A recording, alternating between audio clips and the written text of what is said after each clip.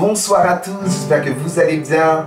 Heureux encore de partager ces moments avec vous. Nous allons louer, adorer notre Dieu ensemble. Et le premier chant nous dit: Jésus, je te suivrai. C'est votre prière ici. Nous avons soif de Jésus ensemble. Alors chantons.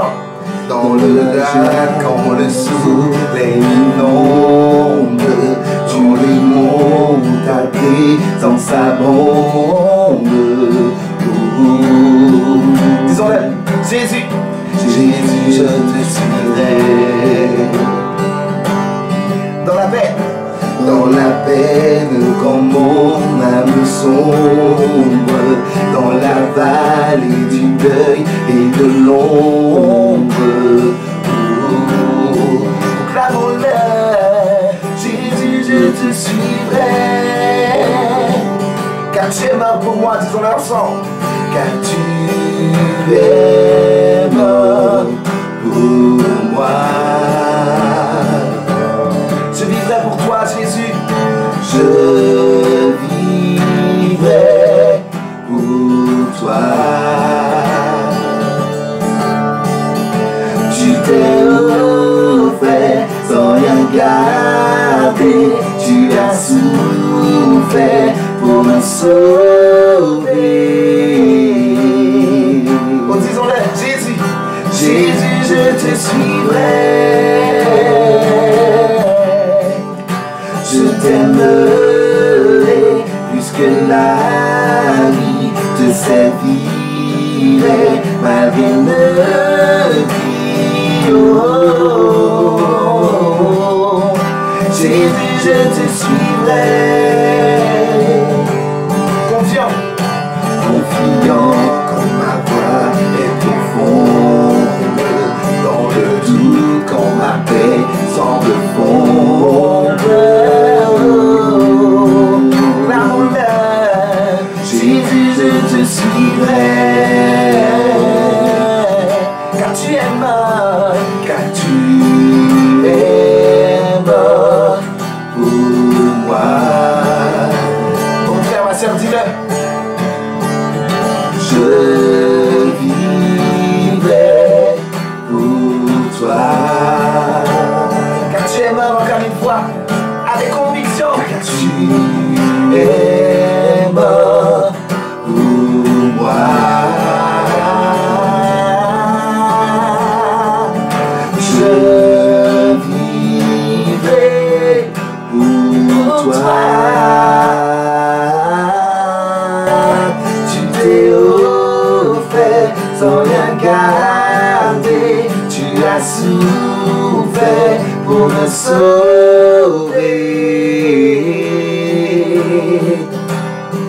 Jésus, je te suivrai.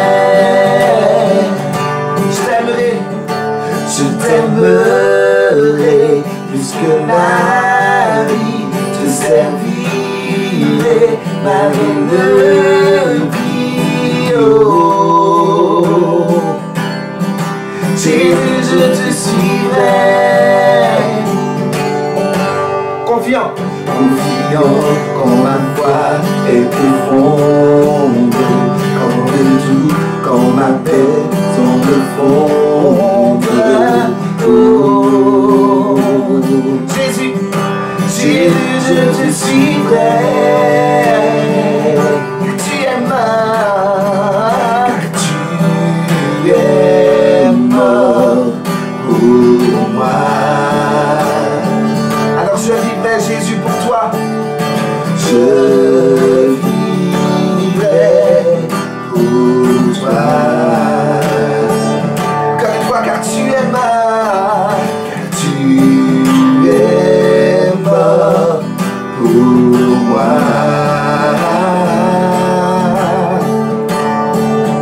Je vivrai pour toi. Tu t'es offert sans rien garder.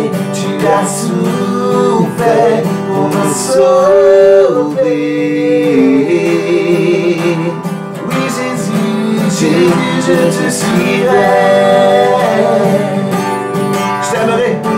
Je t'aimerai plus que la déchiré malgré le brio. Jésus, je te suivrai. Oh, oh, oh, oh, oh. Posons-le ensemble, l'église. Jésus, je te suivrai. Oh, oh, oh, oh, oh, oh. Jésus, je te suivrai. Oh, oh, oh, oh, oh.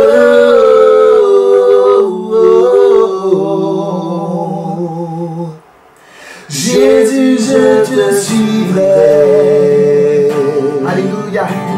Proclamons ensemble, tu étais là de la création. Tu étais là de la création. Fils unique du Dieu très haut. Les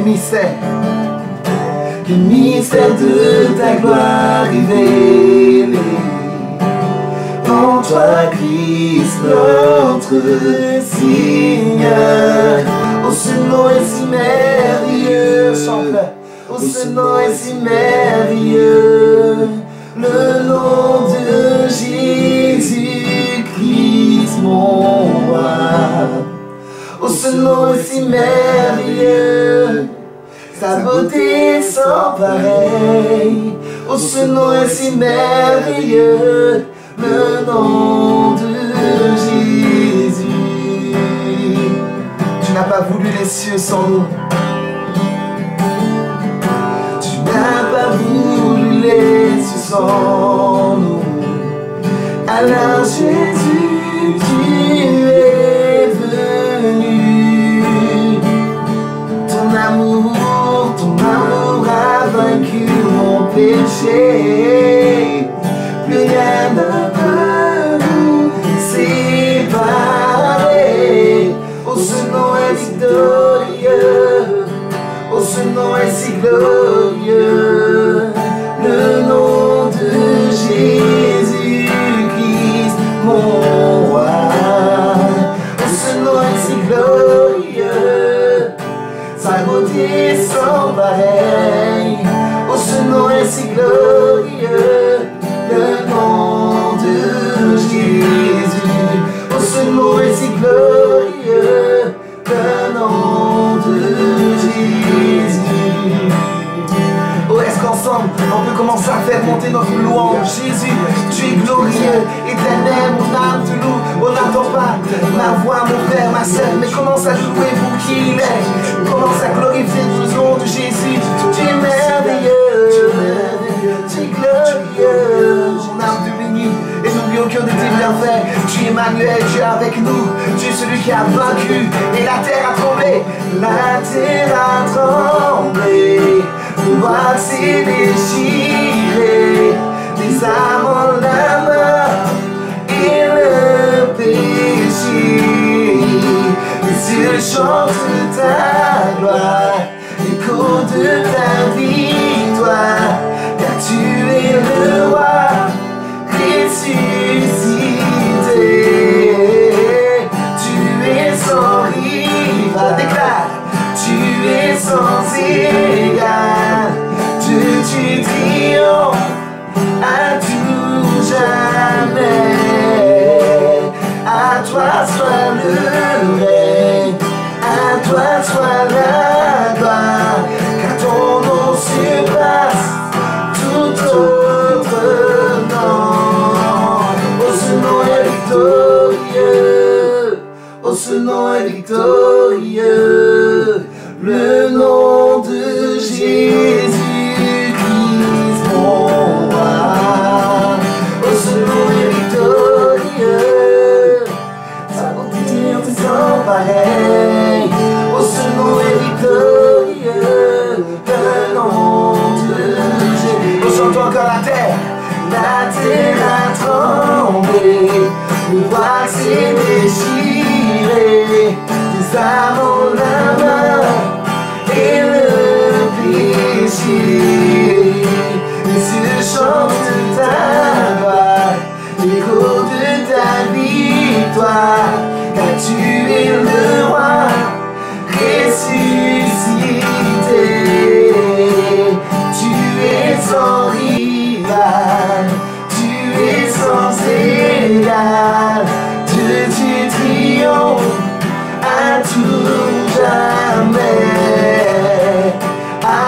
soit le règne, à toi soit la gloire, car ton nom surpasse tout autre nom. Oh, ce nom est victorieux, oh, ce nom est victorieux.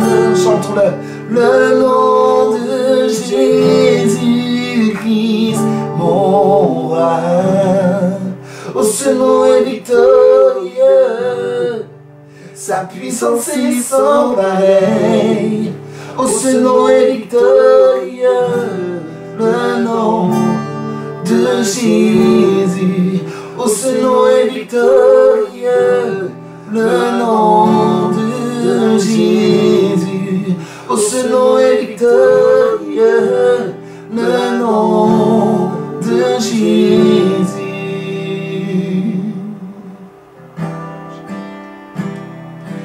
Chanterai gloire à l'Éternel, je chanterai louange à son nom, je chanterai Dieu, mon essentiel, je chanterai en l'honneur de son nom. Oh, disons-le ensemble. Je chanterai gloire à l'Éternel, je chanterai louange à son nom. Chantons-le. Je chanterai Dieu, mon essentiel, je chanterai je chanterai gloire à l'Éternel, je chanterai louange à son nom, je chanterai Dieu, mon essentiel, je chanterai en l'honneur de son nom. Alléluia. Chanterai pour toi, Seigneur, nous chanterons pour toi, pour te dire à quel point tu es merveilleux pour nos vies, te dire à quel point tu es bon. Alléluia.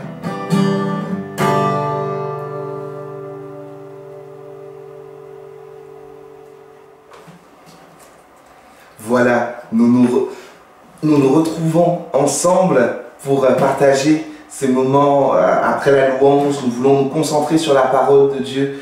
Je suis tellement content, béni, de pouvoir mardi après mardi partager la parole avec vous. Excusez-moi si je tousse un peu, j'ai un peu mal à la gorge, ça ne nous empêchera pas en tout cas de pouvoir nous concentrer sur la personne de Christ. Seigneur Jésus, c'est toi que nous voulons suivre et nous pouvons suivre le Christ au travers de sa parole, de sa volonté écrite, de la conduite de son esprit. Et avant même que nous puissions continuer notre étude suivie du livre des Éphésiens, j'aimerais que nous puissions prier ensemble. Ce n'est pas juste une habitude, mais c'est comme rendre à Dieu la place qui lui revient après la louange, lui donner aussi la place qui lui revient dans la conduite de ces moments au travers de sa parole. Saint-Esprit, nous nous attendons à toi. Seigneur, au-delà de ce qui a été préparé, de ce qui a été prévu, tu es libre d'agir et de nous parler. Je crois que plusieurs, au travers de ce contenu, de cette vidéo, pourront recevoir une parole, la parole dont ils ont besoin à l'instant précis. Seigneur, je prie pour des guérisons de l'âme, je prie pour des guérisons du cœur, je prie, Seigneur, pour une pensée de ton esprit qui vienne bouleverser des circonstances, des situations, dans le nom de Jésus. Amen. Amen. Alors nous continuons notre étude suivie qui se trouve dans le livre des Éphésiens, une lettre proposée à toutes les églises finalement, puisque c'était des cursives qui partaient, des lettres qui étaient proposées à chaque communauté. Et nous la recevons, nous la communauté Église évangélique Camp-Château, nous la recevons et nous la lisons au chapitre 2 à partir du verset 11. Éphésiens 2 à partir du verset 11. Il est écrit donc, c'est pourquoi vous autrefois païens dans la chair, appelés incirconcis par ceux qu'on appelle circoncis, qui le sont dans la chair par la main de l'homme. Souvenez-vous que vous étiez en ce temps-là sans Christ, privés du droit de cité en Israël, étrangers aux alliances de la promesse, sans espérance et sans Dieu dans le monde. Ceci est un rappel. Mais maintenant, en Jésus-Christ, vous qui étiez jadis éloignés, vous avez été rapprochés par le sang de Christ. Verset 14. Car il est notre paix. Amen. Lui qui des deux n'en a fait qu'un et qui a renversé le mur de séparation, l'inimitié, ayant anéanti par sa chair la loi des ordonnances dans ses prescriptions, afin de créer en lui-même avec les deux un seul homme, nouveau en établissant la paix, et de les réconcilier l'un l'autre en un seul corps avec Dieu par la croix, en détruisant par elle l'inimitié. Il est venu annoncer la paix à vous qui étiez loin et la paix à ceux qui étaient près, car par lui nous avons les uns et les autres accès auprès du Père dans un même esprit. Verset 19. Ainsi donc, vous n'êtes plus des étrangers ni des gens du dehors, mais vous êtes concitoyens des saints, gens de la maison de Dieu. Vous avez été édifiés sur le fondement des apôtres et des prophètes, Jésus-Christ lui-même étant la pierre angulaire, la principale de l'angle. Et enfin, nous terminons. En lui, tout l'édifice bien coordonné s'élève pour être un temple saint dans le Seigneur. En lui, vous êtes aussi édifiés pour être une habitation de Dieu en esprit. Amen. Amen. Car en Christ se trouve notre paix. Nous avons déjà parcouru bien des éléments de ce que nous pouvons, de ce dont nous pouvons jouir en la position en Christ. Nous en avons passé quelques-uns. En lui, nous sommes pardonnés. En lui, nous sommes glorifiés. En lui, nous sommes unis. Là, nous parlons de la paix. En Christ, nous sommes en paix avec nous-mêmes et en paix avec les autres. Il y a comme une emphase, une lumière de mise dans les quelques versets que nous avons vus, qui nous parle de la maison de Dieu. Vous étiez éloignés, vous êtes rapprochés. Il y a en Christ le ministère de la réconciliation. Et comme nous avons parlé récemment du pardon avec notre pasteur, il faut rappeler que Christ en nous, c'est l'espérance de la réconciliation. La réconciliation avec ceux qui nous ont blessés, la réconciliation avec les parties en nous-mêmes qui semblent être à l'origine de combats. Je crois qu'il est difficile pour certains d'être en paix avec eux-mêmes, mais Christ nous donne la possibilité d'avoir la paix avec nous-mêmes, la paix que nous recevons et que nous vivons avec le Père. Nous sommes appelés à la vivre avec nous-mêmes et à la vivre avec les autres autour de nous. Il est écrit verset 14, et j'aimerais que nous puissions nous arrêter sur cela, car il est notre paix. Il est notre paix, lui qui des deux en a fait qu'un. Il a unifié, il a réconcilié deux parties qui semblaient complètement opposées et complètement contraires. Il fallait tuer le vieil homme. Les religieux juifs ne voulaient pas que des prosélytes, qu'il y ait des personnes d'autres peuples qui se considèrent de même valeur, de même rang, de même considération que le peuple juif. Et pourtant, Christ est venu réconciliant le monde avec lui-même. Christ est venu apporter et manifester véritablement le ministère de la réconciliation afin qu'il y ait la paix pour nous et la paix avec les deux parties de notre vie. J'aimerais que par ce passage, que par cette méditation, plusieurs puissent faire la paix avec eux-mêmes. Je crois que le passé est source de difficultés, parfois même de douleurs, des choses que l'on voulait faire, qu'on n'a pas fait, des choses qu'on ne voulait pas faire et qu'on a fait. Il y a dans notre passé sûrement des raisons d'être meurtris au-dedans de nous, des raisons d'être découragés peut-être, des raisons de ne pas s'aimer ou de ne pas croire dans les choses qui sont contenues dans ce livre. Mais je voudrais m'arrêter pour vous dire que quand Christ a fait la paix avec nous, quand Christ a fait la paix avec nous, il nous a donné la capacité d'être en paix avec notre passé. Il a réunifié, il a consolidé, il a réconcilié les deux parties de nous-mêmes. Il a réconcilié notre esprit avec notre corps. Car l'apôtre Paul pouvait dire, ce que je veux faire, je ne le fais pas. Parce qu'il y a au-dedans de moi une loi qui m'empêche de faire le bien que je voudrais faire et qui m'emmène à faire le mal que je ne voudrais pas faire. Vous connaissez sûrement cette histoire que plusieurs pasteurs peuvent prendre. Parlons là de l'image du baptême. Quand nous baptisons quelqu'un dans les eaux, quand nous avons été baptisés, la symbolique est forte, l'image est forte, nous mourrons à nous-mêmes, nous mourrons à notre vie antérieure, nous mourrons et nous ressuscitons avec Christ, en Christ. Eh bien, on pouvait croire que voilà, toutes les choses du passé étaient restées au fond de la bassine, que tous les éléments de notre caractère, de notre personnalité étaient laissés au fond du bassin. Eh bien non, nous en ressortons avec, mais Christ est venu réconcilier les deux parties en une. Il est venu réconcilier notre esprit avec notre corps. Quand la loi du péché de la mort voudrait perturber notre esprit qui veut faire le bien, vous connaissez sûrement ce verset. Il dit ceci: l'esprit est bien disposé, mais la chair est faible. Alors quoi faire?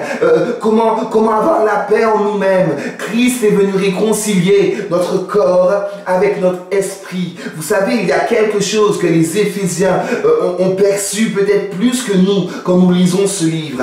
À leur époque, il y avait les épicuriens, une secte religieuse qui pensait et qui déclarait que le corps était vil, que le corps était mauvais, que le corps était déterminé, il était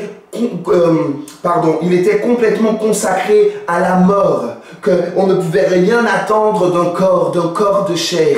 Mais Christ est venu accomplir le salut où? Dans son corps, dans sa chair. J'aimerais que nous soyons chacun d'entre nous en paix avec notre corps, en paix avec la vision que nous avons de nous-mêmes. Il y a en Christ la capacité d'être réconciliés. Il y avait un mur de séparation entre Dieu et nous, et les hommes de l'époque mettaient un mur de séparation entre l'esprit et le corps. Christ est venu accomplir le salut dans sa chair. Il a réconcilié les deux en un seul homme et un homme nouveau.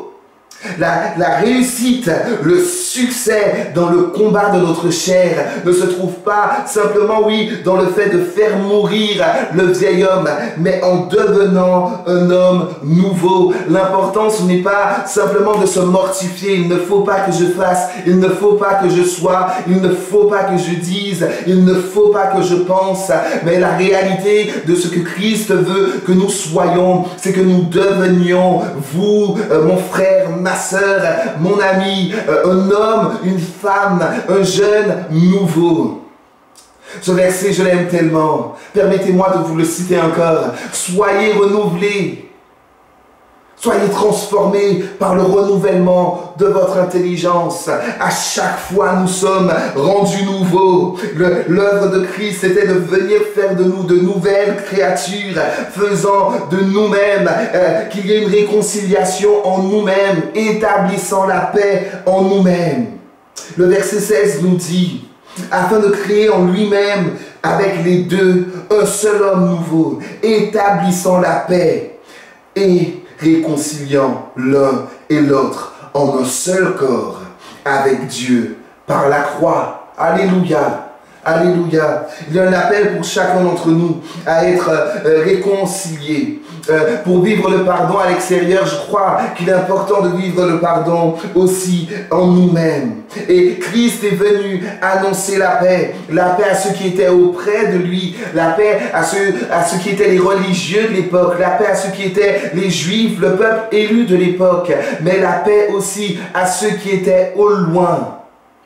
Au loin. Et ça fait écho forcément à la notion du prochain. Dans le mot le prochain, il y a proche. Effectivement, c'est tellement facile d'aimer celui qui est au loin. mais beaucoup plus difficile d'aimer celui qui est auprès, celui qui est proche de nous. J'aimerais vous dire que Christ en nous, c'est l'espérance de la réconciliation. Il a littéralement, le verset nous le dit, il nous a laissé le ministère de la réconciliation, car la paix et l'unité est le fruit de la réconciliation. Il est écrit, parce que nous avons tous le même accès au Père par le même esprit. Ce qui nous unit, ce qui nous apaise au-dedans de nous-mêmes, c'est de savoir qu'il y a des frères, des sœurs, il y a des points de référence. Tout comme Jésus est un point de référence, il y a autour de nous les uns les autres qui ont le même accès auprès du Père, qui ont le même esprit en nous, en eux. Nous avons le même accès, le même esprit, pardonnez-moi, et nous vivons la même grâce. C'est tellement merveilleux. Je sais que je peux prier, que je peux compter sur mon Dieu parce qu'il est le même. Lui n'a pas changé. Et ce qu'il a fait peut-être dans la vie de mon frère, de ma sœur, c'est un point d'ancrage pour ma foi. C'est quelque chose qui m'encourage parce que je sais que j'ai le même accès que lui, que j'ai le même accès qu'elle, que celui qui a vu son conjoint se convertir. Eh bien oui, je peux le croire. Oui, vous pouvez le croire parce que vous avez le même accès et vous avez le même salut, vous avez la même grâce, le même accès auprès du Père. La paix. En Christ, nous sommes appelés à vivre une unité d'esprit que nous pouvons voir dans la communion, dans le fait de prier les uns pour les autres, dans le fait de prier les uns avec les autres, et une unité de cœur. Ainsi donc, et c'est comme un rappel et une conclusion, il nous est dit dans le verset 19, vous n'êtes plus appelés étrangers ni gens du dehors, mais cette phrase est tellement belle, vous êtes concitoyens des saints, gens de la maison de Dieu. Quelle position nous avons en Christ? Nous sommes concitoyens des saints, nous sommes des gens, des habitués, des réguliers de la maison de Dieu. Il y a là la réconciliation parfaite entre Dieu et les hommes, entre les hommes entre eux, parce que là, il nous parle de concitoyens, donc citoyens avec les autres. Oui, je crois que l'Esprit veut appuyer sur cette notion de paix, sur cette notion d'unité, sur cette notion de réconciliation. Peut-être que le travail a été amorcé dans nos cœurs pour manifester le pardon, mais il est écrit ici que nous sommes appelés à être des concitoyens, des gens de la même maison, des membres d'une même famille. Un appel pour nous à vivre la réconciliation et l'unité avec nous-mêmes, mais avec les autres que nous pouvons trouver en Christ. Et nous voyons, nous le disons, nous le proclamons, c'est le fruit de la paix qui est favorable pour la réconciliation. Soyons, vous comme moi, des artisans de paix. Car il faut que la paix soit pour que nous vivions le rêve de Christ pour l'Église, c'est-à-dire que nous soyons un corps, un édifice bien établi qui s'élève. Qui s'élève. Avez-vous déjà vu une pyramide humaine? En Espagne, il y a des compétitions où, debout, les gens se mettent les uns sur les épaules des autres et le but, la règle, celui qui gagne cette compétition, c'est le groupe de personnes qui ira le plus haut. C'est exactement l'image de l'Église ou de l'œuvre de Dieu sur la terre par l'Église. C'est un ensemble de personnes qui, formant un seul édifice, s'élèvent pour aller plus haut. Il est dit dans le verset 21, en lui, en Christ. Je rappelle, notre pensée, c'est en Christ. Tout l'édifice bien coordonné s'élève pour être un temple saint. L'œuvre de la paix, c'est de pouvoir être conjointement associés les uns aux autres pour que nous puissions nous élever. Pour qu'une lumière brille, on ne la met pas, on ne la place pas sous un boisseau, sous un seau, mais on la met sous un chandelier, là où elle est dans une position élevée, pour que tout le monde la voie. Et aussi une ville, pour qu'elle soit visible, sera placée au-dessus d'une montagne. Et l'Église que Christ désire est un ensemble d'hommes, de femmes, de jeunes, de rachetés, de personnes qui vivent la paix, d'artisans de paix, qui, bien plus que d'être côte à côte, se soumettent les uns aux autres pour qu'ils puissent monter et puissent s'élever, bien coordonnés par l'action de l'Esprit de Christ en nous. Et je terminerai avec le verset 22 qui conclut le chapitre 2. En lui, vous êtes aussi édifiés pour être une habitation de Dieu en esprit. Nous sommes l'habitation de Dieu en esprit, individuellement, mais tellement aussi collectivement. Le fait que nous soyons les uns avec les autres, réconciliés, unis par lui, par le lien de la paix. Alors, nous prions ensemble pour que ce qui est de l'ordre encore du travail personnel devienne réalité. Je crois, et j'avais à cœur de m'arrêter sur cette pensée-là, d'avoir la paix, de faire la paix avec nous-mêmes, avec vous-même. Si votre cœur ne vous condamne pas, la Bible dit que Dieu est plus grand que votre cœur et que lui non plus ne vous condamne pas. L'Esprit vous convainc de péché, de justice, de jugement, mais c'est l'Esprit aussi qui manifeste la repentance.